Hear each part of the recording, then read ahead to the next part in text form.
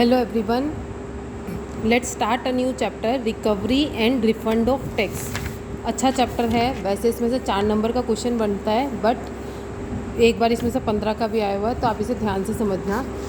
अब पहले मैं मीनिंग बता देती हूँ आपको। रिकवरी एंड रिफंड का मतलब क्या होता है ये नहीं पता। रिकवरी एंड रिफंड का मतलब क्या होता है, जैसे आप अपनी आईटीआर फाइल करते हो, आपको पता है इनकम टैक्स रिटर्न फाइल करते हैं। आपने आईटीआर फाइल करी, मतलब आपका टीडीएस कटता है, एडवांस टैक्स पे कर रहे हो, आपने टैक्स पे किया 50,000, ठीक है, और एक्चुअल में टैक्स बनता था 60,000, तो आपने कम पे किया। तो इस केस में क्या हो जाएगी, आपसे रिकवरी हो जाएगी। गवर्नमेंट क्या कर लेगी, रिकवरी कर लेगी।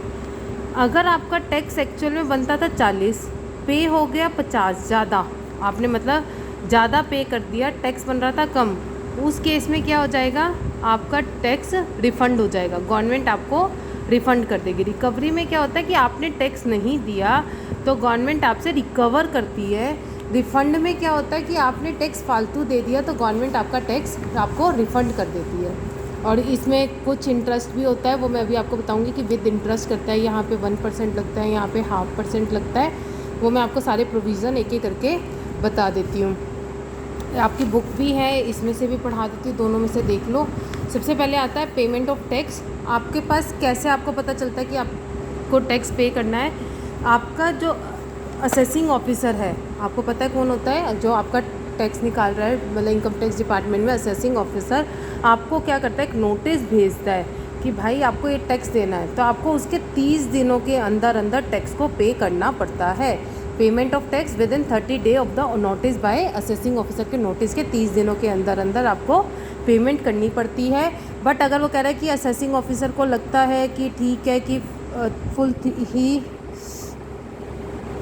पेड इवन अर्लियर देन, अगर उसको लग रहा है ना कि ये मेरे, अगर मैं इसको 30 दिन दूंगा तो ऐसा हो सकता है कि ये भाग ना जाए, देश छोड़ के ना चला जाए, कुछ भी हो सकता है ऐसा प्रोविज़न जहाँ पे उसको लगता है कि उसका पैसा डूबने का उसको डर लगता है, तो उस केस में वो 30 दिनों से कम का भी टाइम दे सकता है।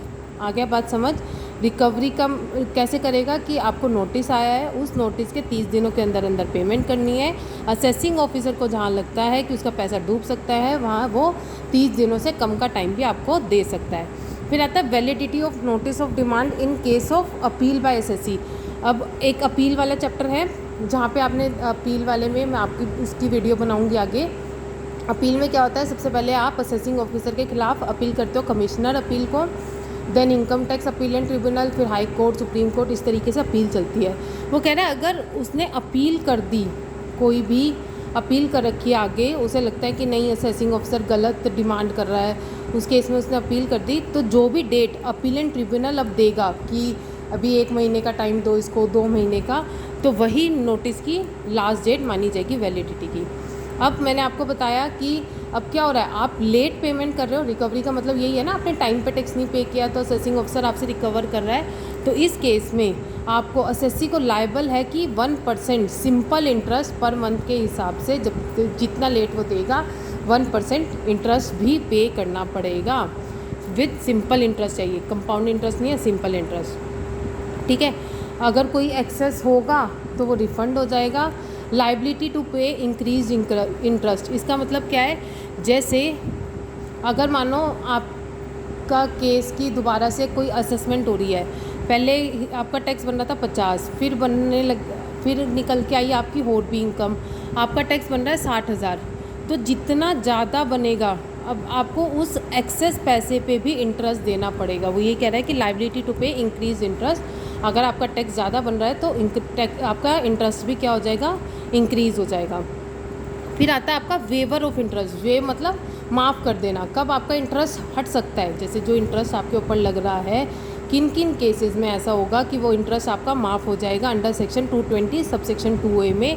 या तो जब कमिश्नर या चीफ कमिश्नर बोल दे कि इसका इंटरेस्ट हटा दो। किन केसेस में, जेन्युइन हार्डशिप थी कि कोई सही में कोई ऐसी प्रॉब्लम थी एसएससी को जिस वजह से उसने टाइम पे टैक्स नहीं दिया था। कॉपरेटेड असेसी बहुत कॉपरेट कर रहा है, इनकम टैक्स डिपार्टमेंट को फुल्ली कोऑपरेट कर रहा है कि जिस टाइम उसे बुलाते हैं, जिस डॉक्यूमेंट के साथ बुलाते हैं, अगर वो पूरा टाइम पे सब कुछ कर रहा है, उस केस में भी उसका माफ़ कर सकते हैं interest. Situation beyond the control of SSC, या ऐसी सिचुएशन हो गई थी जो एसएससी के कंट्रोल में ही नहीं थी कि जिस वजह से वो टैक्स नहीं दे पाया, कुछ ऐसा हो गया उसके लाइफ में, तो उन केसेस में आपका इंटरेस्ट माफ़ हो सकता है। ठीक है। Assessee in default, assessee in default का मतलब क्या है? एसएससी डिफ़ॉल्टर माना जाएगा। डिफ़ॉल्टर कब? कि उसको 30 दिन दिए गए थे कि तुझे पेमेंट करनी है, उसने इन 30 दिनों में भी पेमेंट नहीं करी, वो पेमेंट करना ही नहीं चाहता, तो वो एसएससी क्या बन जाएगा? Assessee in default. उसके ऊपर फिर पेनल्टी भी लगेगी। अब तक इंटरेस्ट लग रहा था, बट अगर वो एसएससी इन डिफ़ॉल्ट आ जाता है कि वो 30 दिनों में पेमेंट नहीं करता, तो उसके ऊपर पेनल्टी लगेगी। पेनल्टी बढ़ भी सकती है, और waiver of penalty as per the case अगर कुछ है तो माफ़ भी हो सकती है। फिर मोस्ट इंपॉर्टेंट आता है मोड ऑफ रिकवरी, किन किन तरीक़ों से आप रिकवरी करवा सकते हो। अब क्या है कि आपने क्या किया, आपने एसएससी का देखा कि एसएससी से 50,000 रुपये लेने हैं, तो किन किन तरीके से आप 50,000 रुपये रिकवर कर सकते हो। Recovery bye tax recovery officer, जैसे आपका होता है ना, आप अकाउंट्स में पढ़ते हो लिक्विडेशन वाले चैप्टर में, जैसे लिक्विडेटर होता है, वो क्या करता है? एसेट बेचता है, लाइबिलिटी की पेमेंट करता है। ऐसी टैक्स रिकवरी ऑफिसर होता है जो आपसे टैक्स रिकवर करता है। वो कैसे करता है? आपकी attachment and sale of SSC movable और इमूवेबल प्रॉपर्टी को क्या कर देगा? बेच देगा, पैसा रिकवर कर लेगा। अरेस्ट बाय अरेस्ट, एसएससी को अरेस्ट कर लेंगे। Appointing a receiver for management of SSC movable property और immovable property. Tax recovery officer क्या करेगा? एक रिसीवर अपॉइंट कर देगा कि इसकी प्रॉपर्टी को सारों को मैनेज कर और देख कितनी प्रॉपर्टी है, क्या है। इन केसेस में टैक्स रिकवरी ऑफिसर मतलब उसकी प्रॉपर्टी को बेच भी सकता है, उसको अरेस्ट करा सकता है, एक रिसीवर अपॉइंट करके उसकी प्रॉपर्टी को मैनेज करेंगे, उनसे इनकम निकलवाएंगे। Deduction from salary by ordering employer, यहाँ पे क्या हो रहा है? जैसे आप हो मिस्टर ए, आपने गवर्नमेंट के 50,000 रुपीज़ पे करने हैं, आप काम करते हो मैसन सन में, ठीक है, यहाँ से आपको सैलरी मिलती है, मान के चलो 20,000, ठीक है, सैलरी। तो यहाँ पे जो असेसिंग ऑफिसर है वो क्या करेगा? एम्प्लॉयर को बोल देगा, भैया जो इसकी ये सैलरी है ना, तो डायरेक्ट मुझे दे, इसको मत दे, इसने हमारा पैसा देना है, तो ये सैलरी क्या कर, हमें दे दे। तो क्या कर लेगा? उसकी सैलरी अपने पास ले लेंगे। Collection from person who owe debtor money to SSC, मतलब इसका मतलब क्या है? अब मिस्टर ए था, इसने 50,000 असेसिंग ऑफिसर के देने हैं।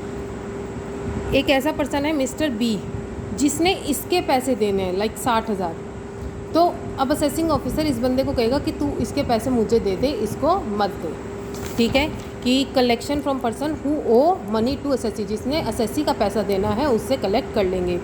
Application to court for payment of money in court custody, कोई ऐसी डिस्प्यूटेड इनकम चल रही है, जैसे उसका मिस्टर ए का कोई प्रॉपर्टी का केस चल रहा है कोर्ट में, ठीक है, कि प्रॉपर्टी इसके नाम होगी या नहीं होगी।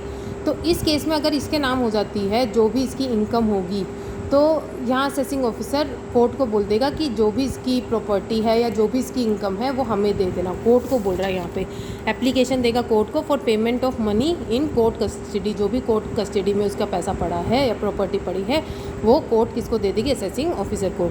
उसकी मूवेबल एसेट सोल्ड कर देंगे। ऑर्डर कौन देगा इसका? कमिश्नर या चीफ कमिश्नर, तभी उसकी मूवेबल एसेट सोल्ड होगी। जैसे यहाँ पे इमूवेबल था, मतलब लाइक घर हो गया, यहाँ कार वगैरह की बात कर रहे हैं। रिकवरी थ्रू स्टेट गवर्नमेंट, कि स्टेट गवर्नमेंट, जैसे कई बार होता है कि किसी किसी स्टेट में सेंटर का भी रोल नहीं होता। जैसे यहाँ इनकम टैक्स ऑफिसर वाली जो बात कर रही हो, ये सेंटर होता है, income tax centre government collect करती है ना। जैसे आपको पता है आपकी ममता बनर्जी जहाँ पे स्टेट में, उसमें कोई भी बोल नहीं सकता, तो उस केस में क्या होता है कि यहाँ पे असेसिंग ऑफिसर अब स्टेट गवर्नमेंट को बोलेगा कि स्टेट गवर्नमेंट को कहेगा कि इस बंदे से पैसा निकलवा दो, क्योंकि उसमें डायरेक्ट असेसिंग ऑफिसर उसको कुछ नहीं बोल सकता, स्टेट गवर्नमेंट के थ्रू रिकवर करवाएंगे। फिर recovery of tax in pursuance of agreement with foreign country, अगर उसकी फॉरेन में भी कोई एसेट है तो फॉरेन की गवर्नमेंट को कहा जाएगा कि इसकी एसेट हमें किसी तरीके से दे दो। Recovery of penalty, fine, interest and other sum, अगर उसके ऊपर पेनल्टी आपने लगाई है, फ़ाइन है, इंटरेस्ट या कुछ भी पैसा है, सब कुछ रिकवर करते हैं। रिकवरी बाय सूट और अदर अंडर अदर लॉ, अगर उसके ऊपर किसी और लॉ के अंडर आता है या कुछ भी है उसके ऊपर केस करके रिकवरी करवाते हैं। That is all. पूरा ये आपका आ गया रिकवरी की। रिकवरी में क्या क्या मैंने आपको बताया, कितने दिनों में आपको पेमेंट करनी होती है, विद इंटरेस्ट देनी होती है, कब आपका इंटरेस्ट माफ़ होता है, एंड कैसे कैसे रिकवरी हो सकती है। अब आता है आपका रिफ़ंड ऑफ टैक्स। रिफ़ंड में मैंने बताया कि आपने एक्सेस पेमेंट कर दी है, अब वो एक्सेस अमाउंट आपकी गवर्नमेंट आपको देगी with interest. A tax refund is a reimbursement to a tax payer of any excess amount paid to the federal government और स्टेट गवर्नमेंट। जो आपने फालतू पैसा गवर्नमेंट को दे दिया है वो आपका वापस हो जाएगा रिफ़ंड में, अंडर सेक्शन 237। कैसे आपका रिफ़ंड अराइज होता है कि आपने एडवांस में ज़्यादा दे दिया। When tax paid in advance exceed the amount of tax actually payable as determined at the time of regular assessment. मतलब जैसे एडवांस टैक्स वाला आपने चैप्टर किया होगा, उसमें था कि कहीं कहीं आपको इंस्टॉलमेंट पे करनी होती है। आप एक एज्यूम्ड इनकम लेते हो, उसको हिसाब से आप एडवांस टैक्स पे कर देते हो। बट जब आपने रेगुलर असेसमेंट आपकी हुई, उसमें आपका टैक्स बन रहा है कम, आपने टैक्स दे दिया ज़्यादा, तो आपका क्या रियलाइज़ हो गया, रिफ़ंड। या आपका TDS करता है। TDS आपको पता है कि जैसे आप जहाँ वर्क करते हो, आपका एम्प्लॉयर अपने एम्प्लॉय की सैलरी में से कुछ टैक्स काट लेता है। मान के चलो कि एम्प्लॉयर कट कर रहा है 2000 पर मंथ, उसने पूरे साल में 24,000 टैक्स काट लिया। बट जब एम्प्लॉय ने अपनी रिटर्न भरी, उसका टैक्स बन रहा था सिर्फ 20,000। तो 4,000 गवर्नमेंट के पास जो फालतू चला गया, वो 4,000 गवर्नमेंट आपको रिफ़ंड कर देगी। When tax calculated was higher due to some, कोई मिस्टेक हो गई जिस वजह से आपने ज़्यादा दे दिया, ठीक है। और कब कब हो सकता है, tax reduce due to appeal, आपने आगे अपील की थी, अपना टैक्स कम करा लिया, उस केस में आपका रिफ़ंड अराइज हो जाएगा, या डबल टैक्सेशन के केस में, ठीक है। ये केसेस हैं कब कब आपका रिफ़ंड अराइज होता है, कैसे कैसे होता है। फिर person entitle to claim refund, कौन कौन क्लेम कर सकता है, असेसी खुद कर सकता है, या दो बंदों की इनकम है जिसकी इनकम में इंक्लूड हो रही है। आपने क्लबिंग ऑफ इनकम में करा होगा कि ए था, बी था, ए और बी की इनकम क्लब होके टैक्स पे कर रहे थे, तो इस केस में भी ए जिसने रिटर्न भरी है वो खुद से क्या करेगा, रिफ़ंड कर लेगा क्लेम, या आपका कोई लीगल रिप्रेजेंटेटिव है, ट्रस्टी है, गार्डियन है, या रिसीवर है, ये सब कर सकते हैं, ठीक है। अब कैसे इसका प्रोसीजर है, आपको प्रिस्क्राइब फॉर्म 30 में भरना पड़ता है, अटैचमेंट लगानी पड़ती है आपकी इनकम स्टेटमेंट, या कितना आपका TDS कटा है, TDS का सर्टिफिकेट, टाइम पीरियड 1 साल के अंदर अंदर रिफंड क्लेम करना होता है, assessee not required to make application. फिर आ रहा है कि किस किस केसेस में आपको एप्लीकेशन नहीं देनी होती। जहाँ आपने एडवांस टैक्स पे किया है और आप सेल्फ असेसमेंट टैक्स भर रहे हो, उस केस में आपको एप्लीकेशन नहीं देनी होती। गवर्नमेंट खुद से आपका क्या करता है, जितना पैसा रिफ़ंड करना होता है, एक्सेस है, वो आपको खुद से ही दे देती है, आपको एप्लीकेशन नहीं देनी होती। आपको एप्लीकेशन किस किस केसेस में देनी होगी, जो आपके स्टार्टिंग वाले थे ना, इन केसेस में आपको एप्लीकेशन नहीं देनी होती। गवर्नमेंट क्या करती है, खुद से आपका पैसा वापस कर देती है। बाकी के केसेस में आपको पहले एप्लीकेशन देनी होती है, फिर गवर्नमेंट आपका पैसा वापस करेगी, रिफ़ंड करेगी। और यहाँ पे कितना इंटरेस्ट है, 0.5% पर मंथ विद इंटरेस्ट पे करती है। यही आपकी बुक में सारा कुछ दिया हुआ है कि रिफ़ंड कैसे होता है, कैसे आपको प्रोसीजर है, कितना इंटरेस्ट देना है। ये आपका चैप्टर सिर्फ इतना सा ही था, रिकवरी एंड रिफ़ंड। इसमें से वैसे 4 नंबर का बनता है, बट कई बार 15 मार्क्स का आ जाता है, तो इसको कर लेना। रिकवरी में से ही आता है, रिफ़ंड में से सिर्फ 4 नंबर का बनता है, ठीक है। Okay, thank you.